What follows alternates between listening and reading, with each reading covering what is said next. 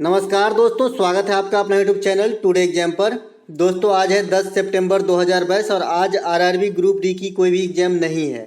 दोस्तों ये वीडियो उन लोगों के लिए है जो आने वाले समय में एग्जाम देने वाले हैं। जैसा कि आप जानते हैं, जिस दिन एग्जाम नहीं होती मैं उस दिन 2 या 3 वीडियो आप लोगों को प्रोवाइड कराता हूँ और आने वाले शिफ्ट में जो है आपको प्रश्न देखने को मिले हैं, आगे भी मिलेगी। तो चलिए दोस्तों शुरू कर लेते हैं आज का ये वीडियो सभी इंपॉर्टेंट प्रश्नों के साथ। सभी इंपॉर्टेंट प्रश्न के साथ आप ये जो भी लाल वाली बिंदु देख रहे हैं ये सभी एक्स्ट्रा फैक्ट हैं, तो यही आपको फायदा होने वाला है। मैं प्रश्न बताऊंगा एक, लेकिन उसके एक्स्ट्रा फैक्ट कई रहते हैं। तो चलिए दोस्तों शुरू कर लेते हैं। पंचायती राज व्यवस्था को संविधानिक स्थिति प्रदान करने के लिए किस समिति ने संस्तुति की थी? इससे पहले जो 3 समिति है पंचायती राज की, तो 2 बार पूछ दिया गया क्वेश्चन, त्रिस्तरीय और द्विस्तरीय। ठीक है, तो ये त्रिस्तरीय वाला आपका बलवंत मेहता समिति था, द्विस्तरीय वाला आपका अशोक मेहता समिति था। एक और समिति है ML सिंघवी समिति, ये अभी बचे हुए हैं। अगर इसको पूछा जाएगा तो यही क्वेश्चन होगा, कौन सा? कि पंचायती राज व्यवस्था को संविधानिक स्थिति प्रदान कराने के लिए जो है ये संस्तुति की थी। तो यहाँ पे आंसर हो जाएगा ML सिंघवी समिति। अब पंचायती राज व्यवस्था एक कॉमन टॉपिक है इस बार के लिए, TCS वाले के लिए। जितने दिन भी एग्जाम हुए सब दिन एक न एक प्रश्न आए, मैं यहाँ पे फिर से पूरी चर्च कर लूंगा इसके बारे में। ठीक है, पंचायती राज व्यवस्था की शुरुआत 1959 राजस्थान के नागौर से होती है। संबंधित समितियां अशोक मेहता समिति, ये आपका त्रिस्तरीय से संबंधित, द्विस्तरीय से है। बलवंत राय मेहता समिति, ये त्रिस्तरीय से संबंधित है। इसके बाद संविधान के भाग 9 में जो है ग्राम पंचायत की चर्च है। उसके बाद अनुसूची 11 में भी ग्राम पंचायत की चर्च है। अनुसूची 11 में जो है 29 विषय रखे गए हैं, ये भी क्वेश्चन अलग से आ चुका है। अनुच्छेद 40 ये भी ग्राम पंचायत से संबंधित है। अनुच्छेद 243 ये भी आपका ग्राम पंचायत से संबंधित है। इसके बाद सदस्य का कार्यकाल 5 वर्षों का होता है और बनने के लिए जो उम्र है न्यूनतम ये 21 वर्ष है। इसके बाद आपको इसमें पूछा जा सकता है इसका जो हेड क्वार्टर है ये कहाँ है, तो ये हैदराबाद में है पंचायती राज व्यवस्था का। और ये जो पंचायत का चुनाव होता है कौन करवाता है, तो राज्य चुनाव आयोग करवाता है। इसके बाद 73वां संविधान संशोधन कब होती है? 1992 में होती है। इसके बाद 24 अप्रैल को पंचायती राज दिवस के रूप में मनाया जाता है। तो इतना बात आपको ध्यान रखना है। साथ ही साथ इसी पंचायती राज से इनिशिएंट फॉर्म में अगर क्वेश्चन पूछ दिया जाए, स्थानीय स्वशासन के जनक लॉर्ड रिपन को कहा जाता है। स्थानीय स्वशासन क्या होती है? पंचायती राज व्यवस्था की टर्म है ये भी, तो ये भी आपको ध्यान रखना है। चलते हैं एक प्रश्न यहाँ पे, नेताजी पुरस्कार 2022 से किसे सम्मानित किया गया था? दोस्तों नेताजी पुरस्कार 2022 जो सुभाष चंद्र बोस जी के जन्मदिन पर दिया जाता है, तो ये आपको भूतपूर्व जापानी प्रधानमंत्री स्वर्गीय शिंजे आबे को दिया गया था, जिनकी अभी जो है कथित रूप से इनकी मृत्यु हो गई, मतलब इनकी हत्या कर दिए गए। तो अभी आप ये चर्च में बने हैं, इसीलिए पूछे जाने की काफी संभावना है। ठीक है, तो शिंजे आबे जो है इसका राइट आंसर हो जाएगा। अब पुरस्कार की जब बात आ गई है तो कौन कौन से विदेशी हैं जिसे जो भारत रत्न दिया जा चुका है, तो एक नेल्सन मंडेला है, इसे अफ्रीकन गांधी भी कहा जाता है। ठीक है, नेल्सन मंडेला दक्षिण अफ्रीका के, इसे अफ्रीकन गांधी कहते हैं। और एक खान अब्दुल गफ्फार खान है, तो इन दोनों को जो है आपको भारत रत्न से सम्मानित किए जा चुके हैं जो विदेशी हैं। ठीक है, नेताजी की जन्मदिन कब होती है? 23 जनवरी। और 23 जनवरी को कौन सा दिवस मनाए जाने की घोषणा हो गई है? तो पराक्रम दिवस। ठीक है, पराक्रम दिवस के रूप में मनाई जाएगी भारत के अंदर, तो ये बात भी आपको ध्यान रखना है। एक प्रश्न यहाँ पे, सिलिंट्रेटा समुदाय के अंतर्गत कौन सी प्राणी आती है? दोस्तों सिलिंट्रेटा समुदाय के अंतर्गत जो प्राणी आती है ये आपका जेलीफिश, हाइड्रा आप जो है बार बार एग्जाम में ये टर्म जरूर देखते होंगे, तो इसकी कुल जरूरी आपको पता होना चाहिए। सिलिंट्रेटा समुदाय से बिलोंग करते हैं। ठीक है, सी एनीमोन भी एक जानवर होती है, ये भी आपको जो है सिलिंट्रेटा समुदाय की जो है पौधे हैं, प्राणी है। ठीक है, एनिलिडा वगैरह जो है, एनिलिडा संघ जो है ये किस संघ, मतलब इसके प्राणी कौन कौन से है? तो जोंक, केचुआ, जो भी ट्यूब आकार के जिनके भी बॉडी होते हैं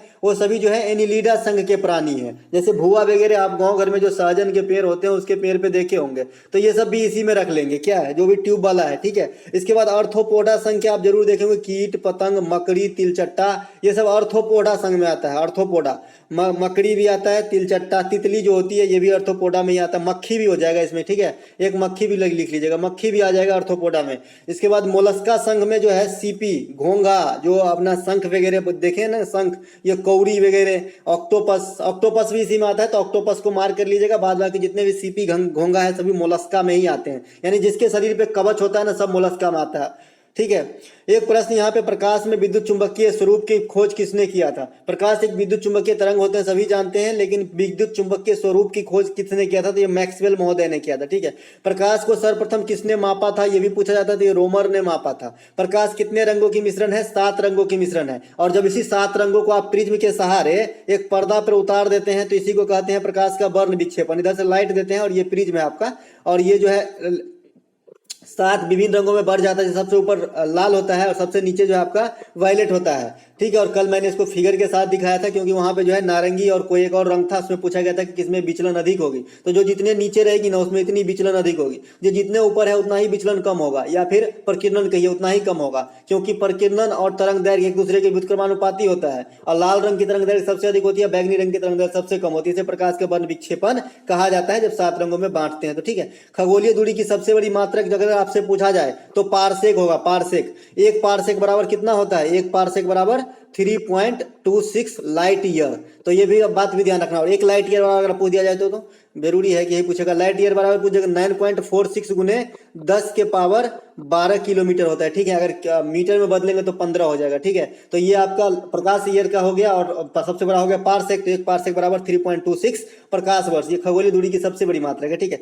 इनमें से कौन सी द्विबीजपत्री पौधा का उदाहरण है? कल पूछा गया था ना द्विबीजपत्री, तो उसी से मैं एक बार और फिर से रख लिया। तो यहाँ पे एक बीजपत्री भी देख लेंगे। तो आगे और पीछे का जो भी एक्स्ट्रा फैक्ट है मैं सभी रखता हूँ, ताकि एग्जाम में क्वेश्चन आ गया तो फिर छोड़ने की बात ही नहीं उठती। ठीक है। तो द्विबीजपत्री पौधा जो है ये आपका सरसों, राई, मूली, सलजम, भिंडी, कपास, मटर, चना, ये सब द्विबीजपत्री पौधे हैं।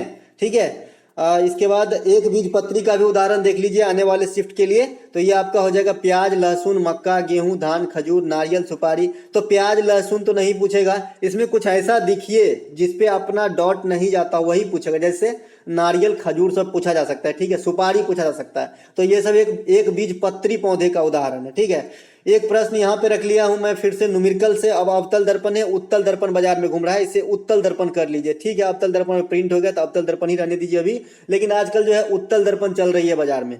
तो यहाँ पे आपको अवतल दर्पण में बता देता हूँ, आप उत्तल दर्पण में भी बता दूंगा, दोनों में बता देता हूँ। ठीक है। तो ये अगर अवतल दर्पण में है, फोकस दूरी 10 सेंटीमीटर है और वस्तु की दूरी आपका 5 मीटर है, तो प्रतिबिंब की दूरी पूछा जाता है। इन तीनों का आपका नाम जरूर पता होना चाहिए। एफ है फोकस दूरी, यू है आपका क्या होता है भी है, ये भी क्या होता है आपका प्रतिबिंब की दूरी, और यू क्या होता है वस्तु की दूरी। और दर्पण का सूत्र यही है 1/f बराबर 1/v प्लस 1/u। अच्छे से समझाया हूँ जी एक वीडियो में, किसी को भी परेशानी नहीं हुआ। जो है कोई भी ये नहीं कहा मुझे समझ में नहीं आया। बहुत बच्चे ने कमेंट किया बहुत अच्छा सर मुझे समझ में पूरा आ गया। तो मुझे बहुत अच्छा लगा कि भाई 10 मिनट समय देने से आपका जो है एक नंबर मिल जा रहा है, तो बहुत बड़ी बात है। इससे एक नंबर आपको एग्जाम में जरूर मिलेगा। यहाँ तक कि कभी कभी 2-3 क्वेश्चन आ जाते हैं। ठीक है। तो यहाँ पे आपको सीखना है, यहाँ पे एफ की वैल्यू कितना है 10 है। ठीक है। उसके बाद वस्तु की दूरी दे रखा है आपको, यू बराबर 5 दे रखा है, और आपको जो है भी निकालना है, भी बराबर व्हाट। दर्पण कैसा है इस प्रश्न के अकॉर्डिंग? अवतल दर्पण है। अवतल दर्पण कैसा होता है? इस प्रकार से होता है, मैं आपको बताया था ऐसे होता है। और यही से इसका फोकस दूरी यहाँ पे मान लीजिए ये फोकस दूरी है। और मैंने ये भी कहा था कि दर्पण से बाईं तरफ न फोकस दूरी है, और जब भी बाईं तरफ होगा तो निगेटिव में ले लेना। तो यहाँ पे मुझे एफ बराबर जो है -10 लेना पड़ेगा। ठीक है।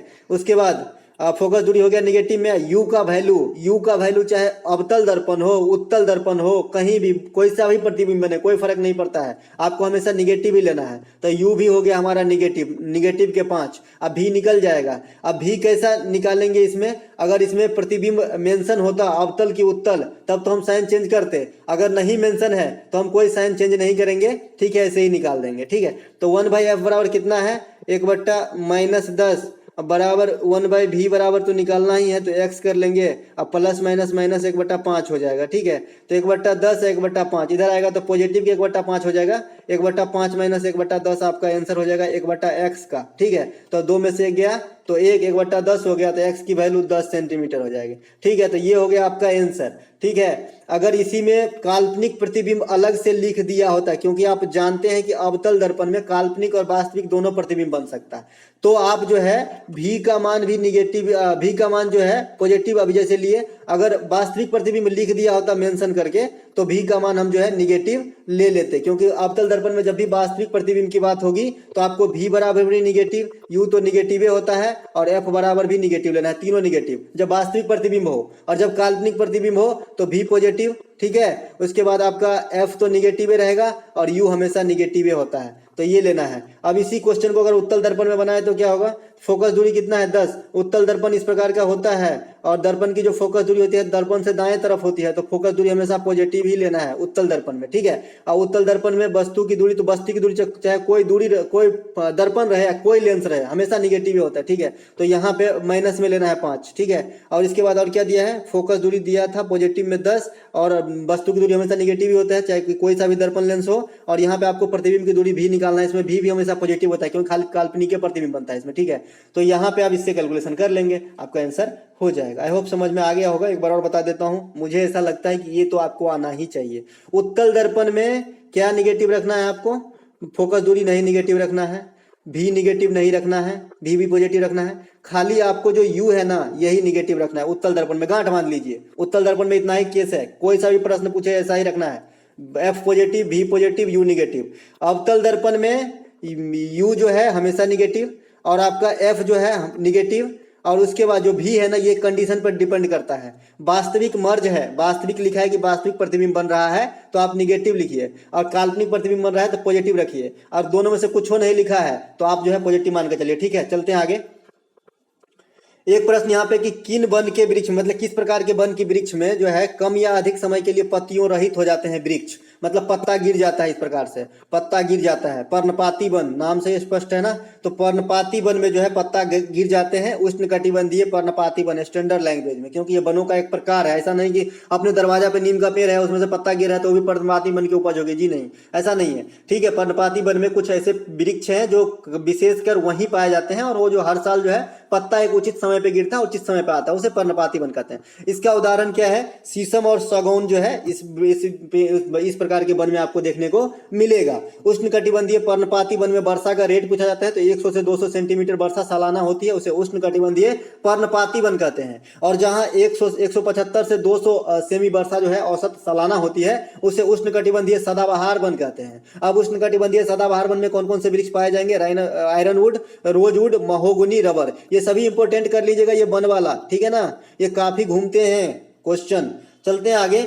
एक प्रश्न यहाँ पे कि T20 इंटरनेशनल क्रिकेट में किस खिलाड़ी ने सबसे कम पारी में 2500 रन बनाया है। अभी परसों ही ना पूछा गया था कि कौन से खिलाड़ी कपिल देव का रिकॉर्ड तोड़ दिया, तो ये विराट कोहली पहले बनाए थे, अब इसका रिकॉर्ड तोड़ दिया है बाबर आजम। बाबर आजम पाकिस्तान के हैं, ठीक है। और ये जो है T20 2021 ICC T20 2021 के प्लेयर ऑफ द ईयर हैं वनडे क्रिकेटर के लिए, ठीक है। तो ये भी बात आपको ध्यान रखना है, ये वनडे क्रिकेटर के लिए रहा है प्लेयर ऑफ द ईयर, ठीक है। और जो 50 ओवर वाले में प्लेयर ऑफ द ईयर रहा है वनडे क्रिकेट में, ये आपका रहा है, ये कौन, T20 में, माफ कीजिएगा, ये तो 50 ओवर वाला वनडे में रहा है बाबर आजम, और T20 में प्लेयर ऑफ द ईयर रहा है मोहम्मद रिजवान, ये भी पाकिस्तान के हैं।